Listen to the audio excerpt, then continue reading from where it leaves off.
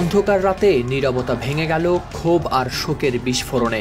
বুয়েটের শিক্ষার্থীদের চোখে জল, কণ্ঠে বিদ্রোহ। কারণ জেল থেকে পালিয়েছেন শহীদ আবরার ফাহাদ হত্যাকাণ্ডের মৃত্যুদণ্ডপ্রাপ্ত আসামি মুনতাসির আল জেমি। গত 5 আগস্টের পরে এই ঘটনা ঘটলেও 6 মাস পর 24 ফেব্রুয়ারি সোমবার বিষয়টি জানা গেছে।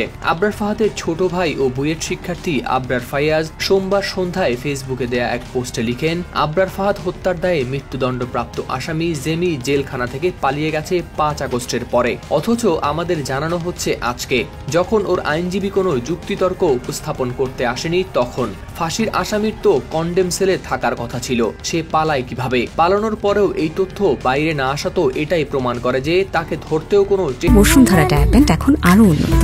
এই হট এয়ার থ্রো টপশিট দ্রুত শোষণ করে সোনামণিকে দেয় কোমল অনুভূতি। চেষ্টা করা হয়নি। পূর্বে থেকেই পলাতক রয়েছে আরো 3 জন। পোস্টের নিচে ফাইয়াজ আসামির নাম ঠিকানাও দিয়েছেন।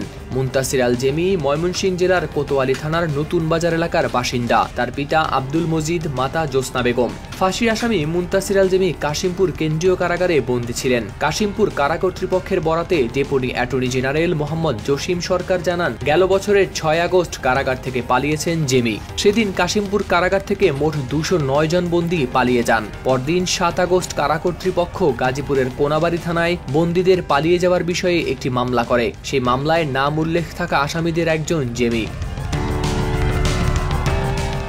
এদিকে জেমি পালিয়ে যাওয়ার খবরে রাতভর বুয়েট ক্যাম্পাস হয়ে ওঠে উত্তাল। গভীর রাতে তারা রাজু ভাস্কর্যের সামনে জড়ো হয়ে প্রতিবাদ জানায়। শিক্ষার্থীদের বক্তব্য ছিল একেবারে স্পষ্ট। ফাঁসির আসামিদের স্থান নিশ্চিত নিরাপত্তার চাদরে আবৃত কন্ডেম সেলে। সেখান থেকে এত শীর্ষ সন্ত্রাসীর পলায়ন ন্যাক্কারজনক এবং আমাদের জন্য লজ্জার। ফেসবুকে ভারত বিরোধী পোস্ট দেয় 2019 সালের 7 অক্টোবর রাতে বুয়েটের 2য় বর্ষের ছাত্র আবরার ফাহাদকে ছাত্রলীগের একদল সন্ত্রাসী পিটিয়ে মৃত্যু নিশ্চিত করে। 2021 সালের 8 ডিসেম্বর 20 আসামিকে মৃত্যুদণ্ড, 5 জনকে যাবজ্জীবন কারাদণ্ড দেন আদালত। নিম্ন আদালতের রায় ডেথ রেফারেন্স হিসেবে 2022 সালের 6 জানুয়ারি মামলার নথি হাইকোর্টে পৌঁছায়। গত বছরের 28 নভেম্বর হাইকোর্ট বেঞ্চ এ বিষয়ে শুনানি শুরু করে।